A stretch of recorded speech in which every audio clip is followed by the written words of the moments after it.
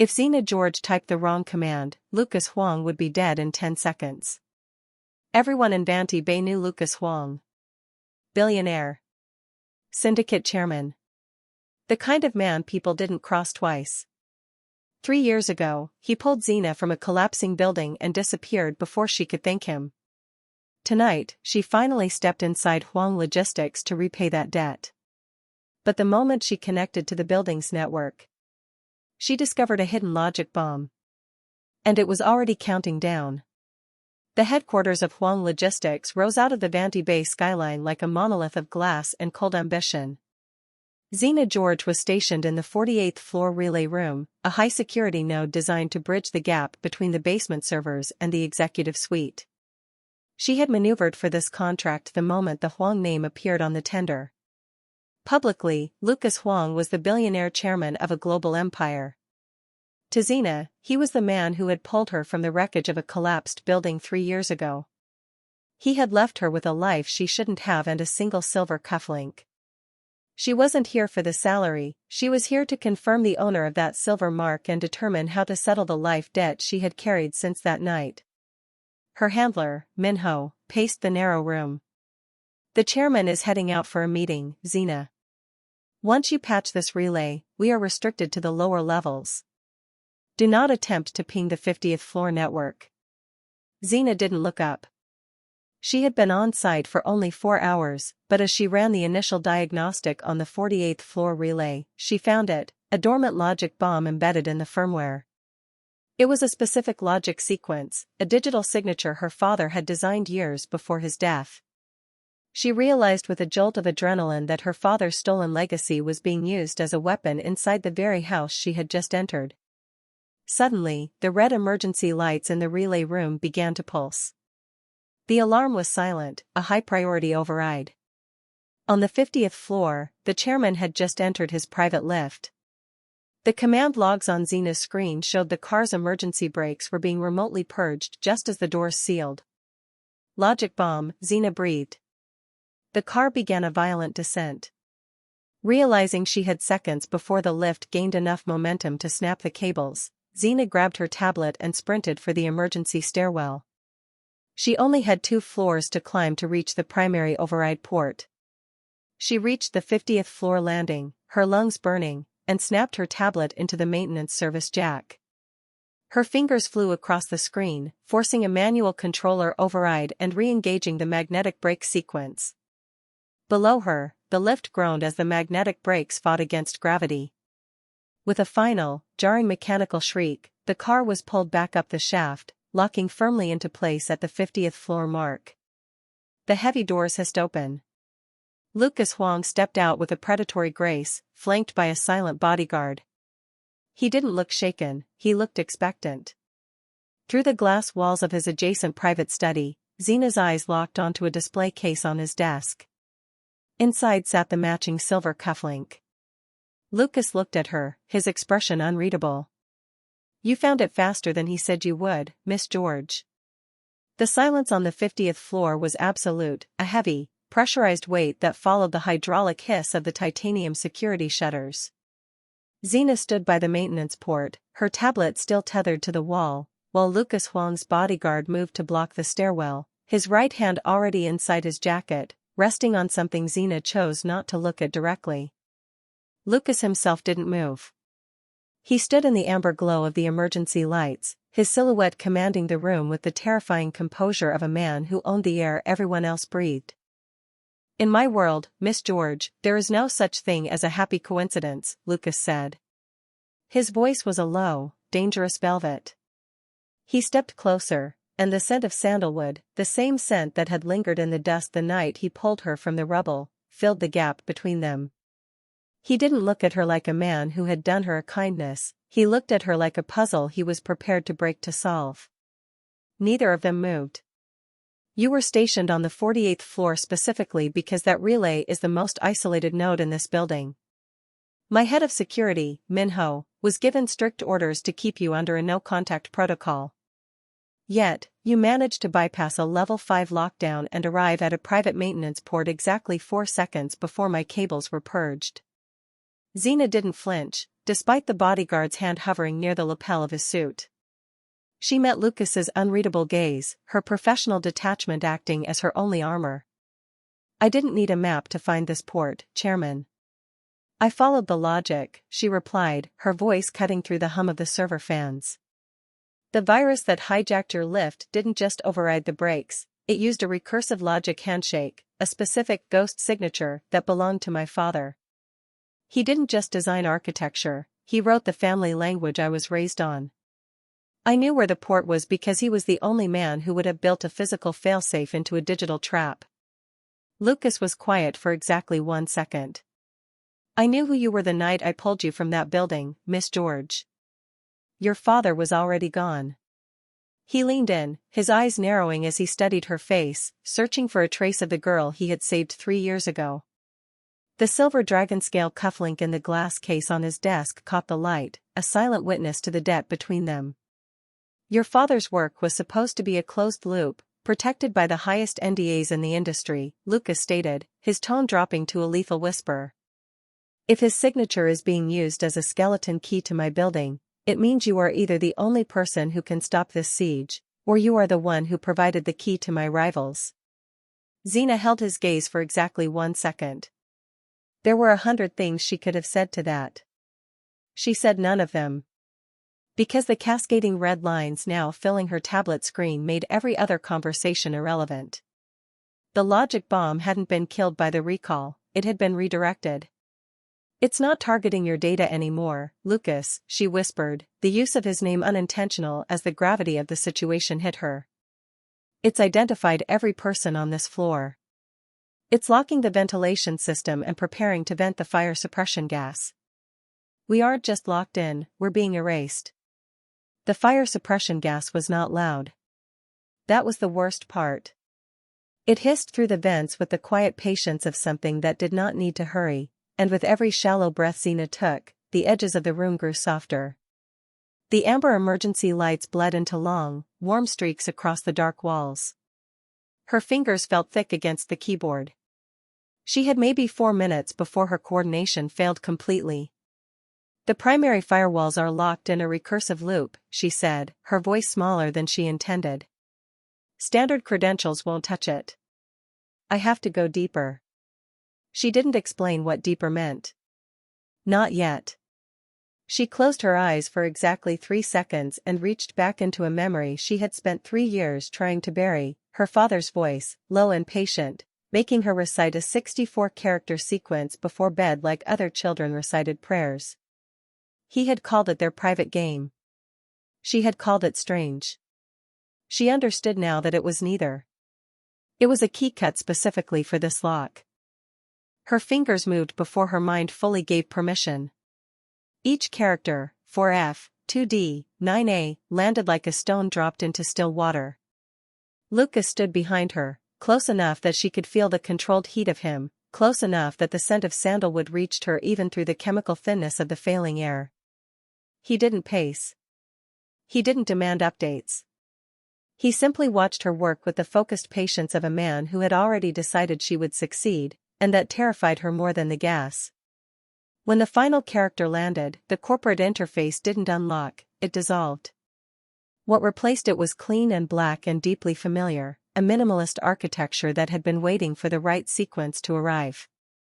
And then the notification appeared, persistent and quietly devastating against the dark screen. "Trust, Sicilian Gambit, disbursement successful. Verano Institute Medical Facility. Authorized, Chairman Huang." Zena stopped breathing for a reason that had nothing to do with the gas. Verano Institute. The private clinic. The bills that had vanished 3 years ago like smoke, the miracle she had thanked a universe she didn't believe in for. She had told herself it was a payout. A settlement. Anything clean and impersonal. She turned her head slowly and looked at Lucas directly for the first time since the doors had sealed. He already knew she had seen it. His expression didn't change, but something behind his eyes shifted, not guilt, not apology, something older and more complicated than either. She wanted to speak. She had no air left to do it with. She slammed the atmospheric purge command with the last of her strength.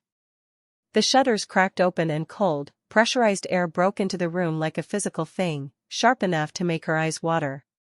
She gulped it down and gripped the desk and said nothing. Because the tablet in her hand had just turned a hard, pulsing red, 3 heat signatures, moving fast, directly above them. Whatever he had done, whatever it meant, would have to wait. The fresh air hit Zena's lungs like a physical blow, cold and sharp. She doubled over, her hands white-knuckled as she gripped the edge of the mahogany desk to keep from collapsing. The world spun in jagged, nauseating circles, the amber emergency lights bleeding into the darkness of the room. Every breath felt like a luxury she hadn't earned, but as the hypoxia cleared, a different kind of pressure began to fill the vacuum.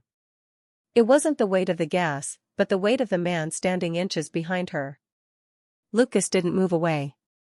He remained a steady, immovable shadow in the center of the chaos, his presence grounding the room while the rest of the world felt like it was breaking. As Zena's breathing finally slowed, the sterile tang of the fire suppression chemicals faded, replaced by something deep and intoxicating. It was the scent of sandalwood, rich, woody, and dangerously familiar. It clung to Lucas's heavy wool coat, a scent that didn't belong in a high-tech office. It belonged to the night of the rubble, to the moment his hand had reached through the dust to pull her from the dark 3 years ago. Zena felt a shiver that had nothing to do with the cold air. The proximity was stifling. She could feel the radiant heat from his body, a silent perimeter he had drawn around her the moment the doors had locked. He was her protector, but in the dim light, he looked like a predator claiming a prize. She wanted to turn around, to demand why he was still standing so close, but her legs felt like lead. She was trapped between the desk and the silent authority of a man who watched her recover with a gaze that was far too possessive for a stranger. "Stay still," Lucas said, his voice a low, gravelly vibration that seemed to resonate in the small of her back. He didn't touch her, but he leaned in just enough for her to hear the steady rhythm of his own breathing. "The oxygen is returning to your bloodstream. If you move too fast, you will fall." Zena swallowed hard, her eyes fixed on the red alert still pulsing on the tablet. The scent of sandalwood was everywhere now, an invisible anchor. In the silence of the suite, the tension was thick enough to choke. She realized that while she had been fighting the system, Lucas had been watching the Sicilian Gambit notification on her screen, and he had said absolutely nothing. He had watched her struggle for air with a lethal, disciplined calm that terrified her. It wasn't just that he was unbothered by the danger, it was that he seemed to thrive in the high-stakes environment where others crumbled. She finally turned her head, her shoulder nearly brushing his chest. Up close, the cold calculation in his eyes was replaced by something dark and unreadable. The Sicilian Gambit notification she had seen on the screen was a ghost in the back of her mind, a name she recognized, a facility she knew, and a truth she was not yet ready to confront. In this moment, the technical mysteries were secondary to the physical reality of him. He was the man who had saved her, and as the scent of sandalwood filled her senses, she realized he was also the man who had been paying her mother's bills in silence for 3 years, and she still didn't know what that made him. The proximity alert was still screaming on Zena's tablet when the lights died. Not a flicker. Not a warning. 1 second the amber emergency glow filled the executive suite, and the next second there was nothing but absolute, crushing dark. The kind of dark that had weight. The kind that pressed against your eyes and made you question whether you were still breathing. Zena didn't move.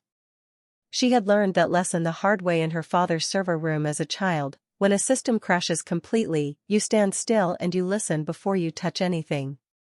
Her tablet was still running on battery power. 3 heat signatures.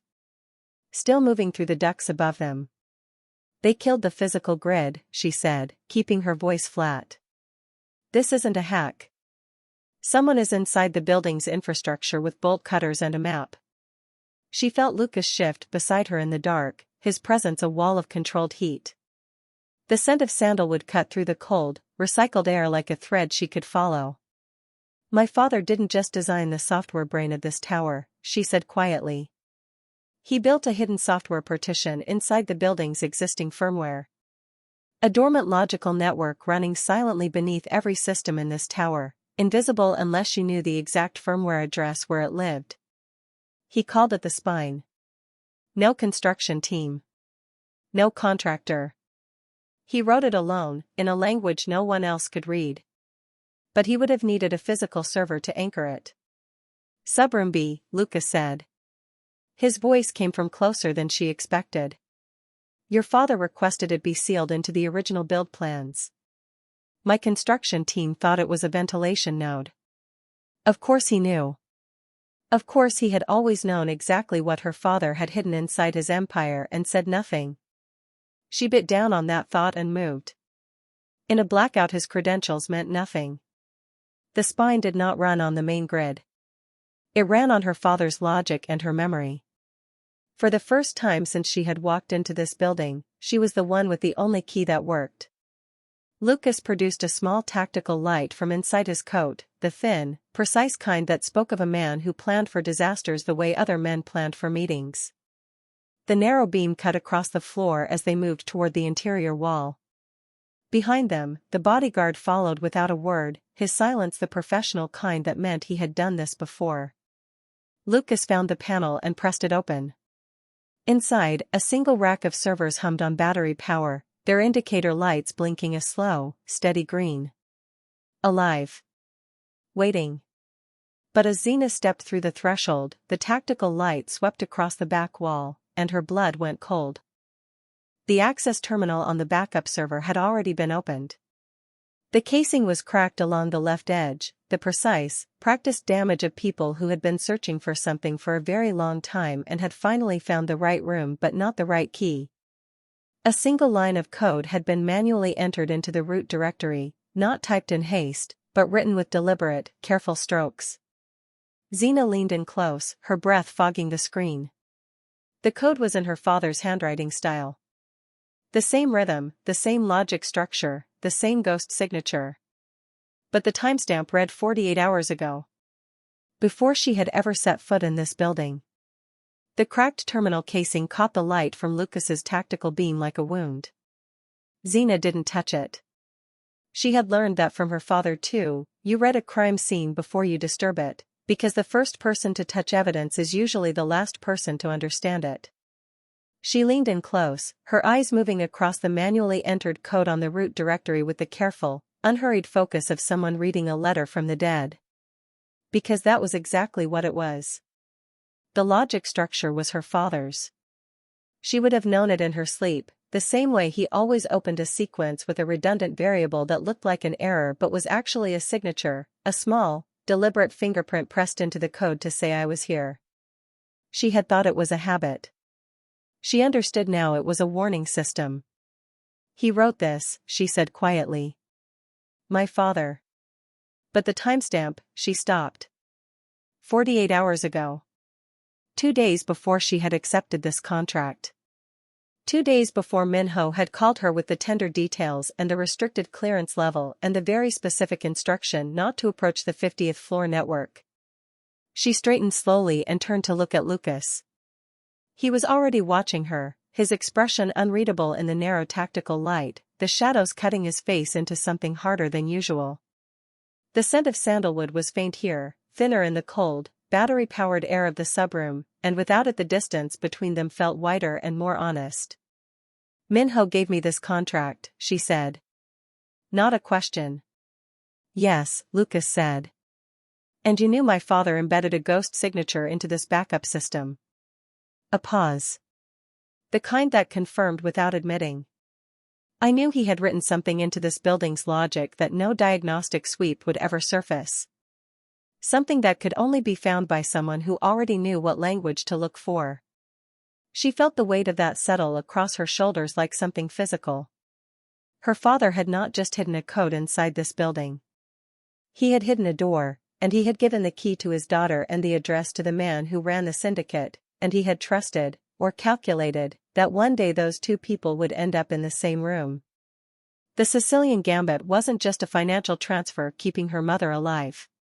It was a binding contract. Her father had tied her to Lucas Huang long before either of them had agreed to it. She turned back to the terminal and pulled up the ghost signature's embedded file path.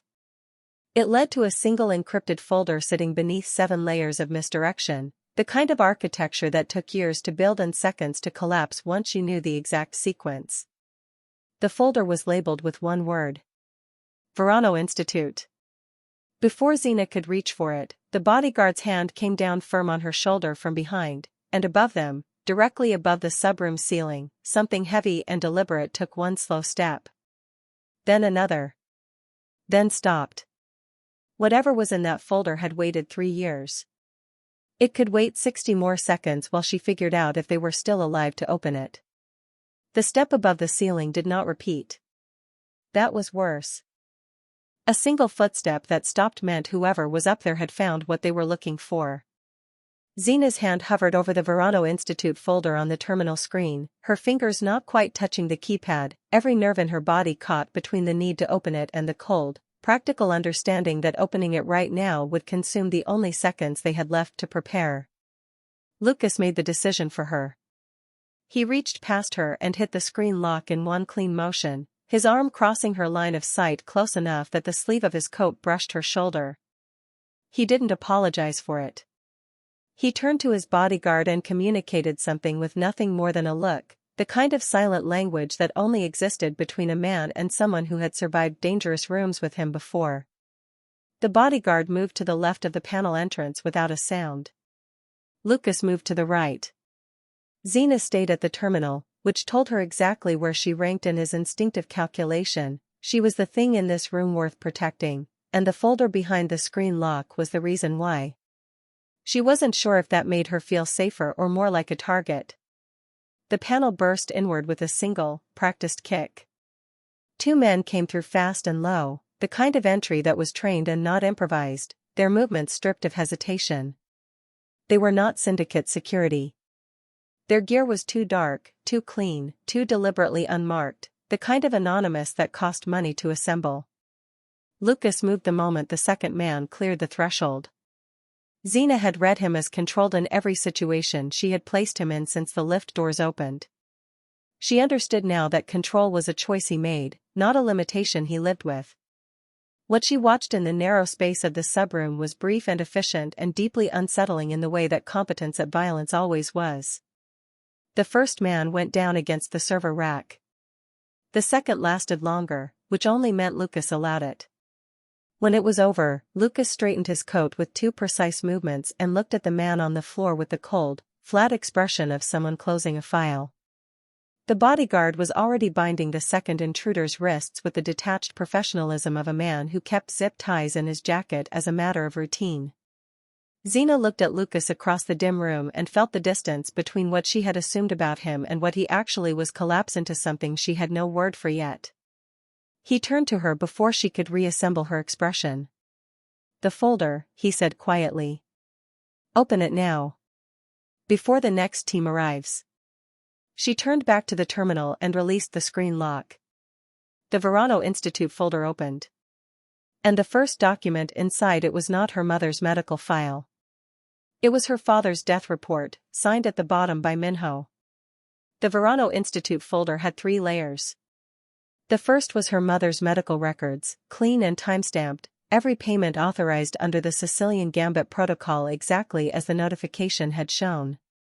The second layer was the death report, 4 pages in Minho's careful hand, the official burial of a man in bureaucratic language so plain it was its own kind of cruelty.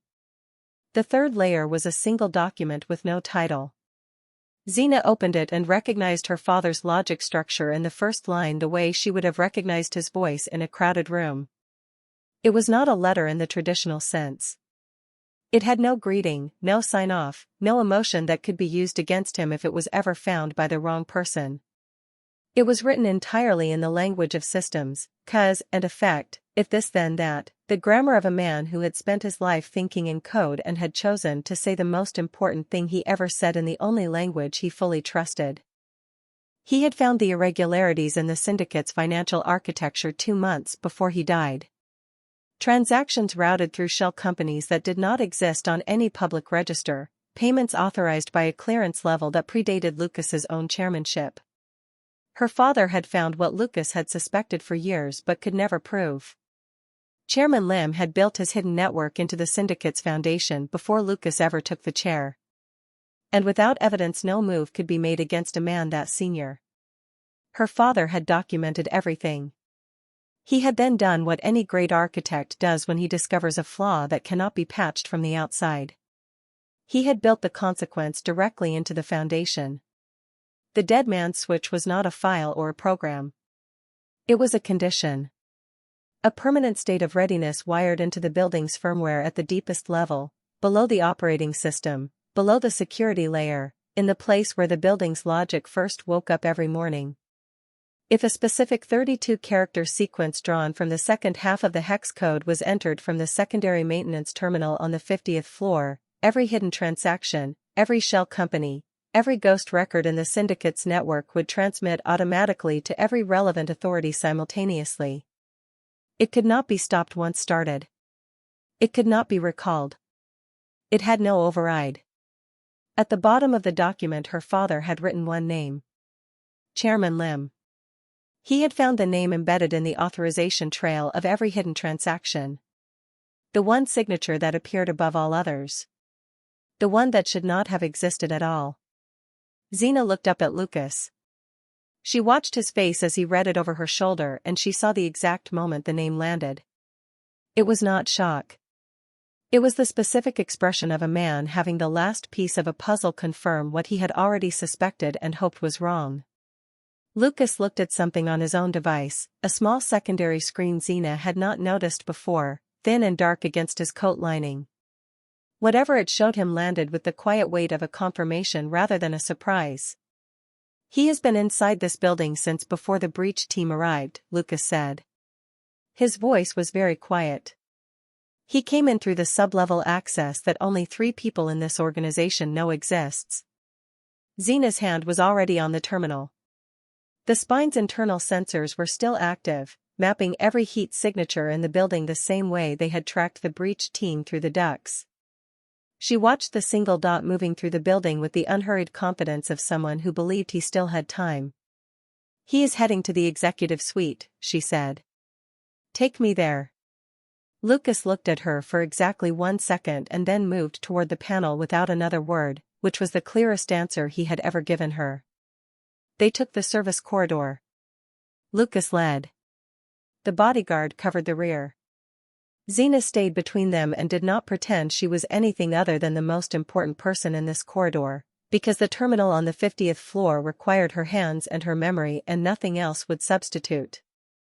The service corridor opened behind the executive suite's inner wall through a panel that Lucas released with a single authorization code entered on his secondary device. They stepped through into silence. The executive suite was not empty. Chairman Lim sat at a portable terminal he had brought with him, its screen casting a cold blue light across his face in the darkness, his hands folded on the desk in the careful stillness of a man controlling the temperature of a room. He was older than Lucas. His suit was the kind that did not draw attention, which in this world meant it cost more than most people earned in a year. 2 of his people stood at the far wall, alert and waiting. Chairman Lim looked at her with the specific interest of a man who had been trying to find something for 3 years and had just watched it walk through the door on its own. Your father was a remarkable man, he said. He hid his switch so well that we spent 3 years looking for a file. We never considered he had made it part of the building itself. Zena said nothing. She crossed to the secondary maintenance terminal. Unlike everything else in the building, it did not run on the main grid. It ran on the spine's own battery power, the same independent system her father had built to survive exactly this kind of night. Its screen was already alive in the darkness, a quiet green glow waiting for the right sequence. He was not the one she was doing this for. She entered the sequence from memory. Not the full 64 characters. Only the second half. The 32 her father had built into the firmware as a trigger. The sequence that would pull every hidden transaction, every ghost record and every buried secret in Chairman Lim's network into the open simultaneously and permanently. His document had said it could not be stopped once started. Could not be recalled. Had no override. She understood what that meant. She pressed the first key anyway. Chairman Lim understood what she was doing on the 14th character. He stood up fast. Lucas moved faster. The bodyguard had already crossed to the far wall before the two men there could decide what to do about it. The decision was made for them. She entered the final characters and pressed confirm. The terminal went white for 3 seconds. Then it returned to black and displayed a single line of text in the minimalist architecture her father had built. Transmission complete. 847 records. Delivered. The transmission confirmation had barely faded from the screen when Minho's voice came through the spine's firmware channel. The sequence had unlocked the partition completely. For the first time in 3 years, every door her father had built was fully open. Minho had been waiting on the other side of that door the entire time. He had his own connection to the spine.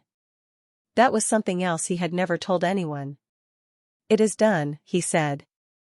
Flat and tired and carrying 3 years of something that was not quite guilt and not quite relief. Zena sat back and looked at the white line on the black screen and felt her father standing in the room with her in the way that people who are gone sometimes stand in the rooms they built, present in the logic of every wall. She had not built anything tonight. She had simply understood what he had already made. Lucas said something to the bodyguard in a low voice. The bodyguard moved.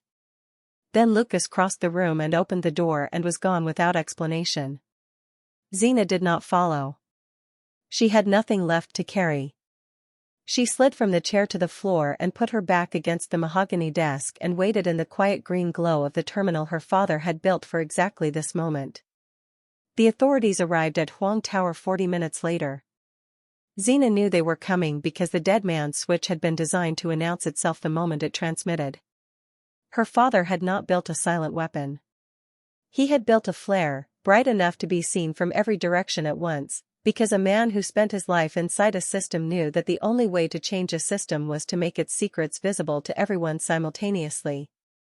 Then one by one the building's lights came back on. Not the amber emergency glow. The full clean white light of a system that had just been handed back to its rightful architecture. She was sitting on the floor of the executive suite with her back against the mahogany desk when Lucas came back through the door. His coat was straight. His expression was the closed, unreadable version she had learned in the first hour of knowing him, the one that meant the room he had just left would not require revisiting. He did not tell her what had happened. She did not ask.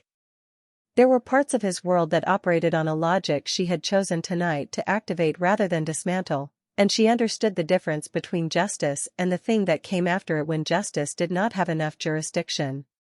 He crossed the room and sat down beside her on the floor, which was not a thing she had expected from him. Not the chair. Not the standing position of a man maintaining his distance. The floor, with his back against the same desk, close enough that the scent of sandalwood reached her in the cold air of the suite like the last page of a long book. They sat in silence for a while. Then he reached into his coat pocket and placed something on the floor between them without ceremony or speech.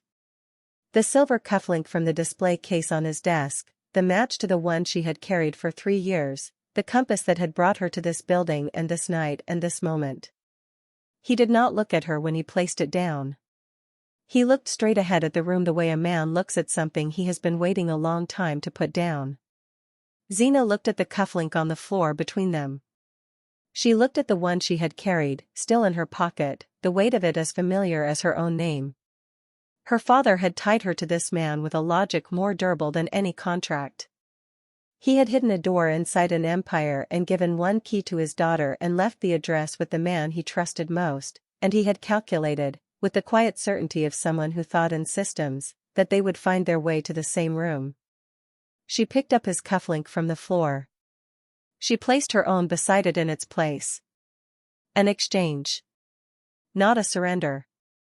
Not a debt settled. Something more like 2 pieces of the same architecture finally sitting in the right configuration, the way a system looks when every component is where it was always designed to go. Lucas looked down at the cufflink she had left. The corner of his mouth moved. Not quite a smile. The particular expression of a man who had spent years being correct about something and found it was not as satisfying as he expected, and better, in every way that mattered. Outside, the first lights of the authorities began to move through the lower floors of the tower. Neither of them moved. Some doors, once opened, do not need to be explained. They only need to be walked through.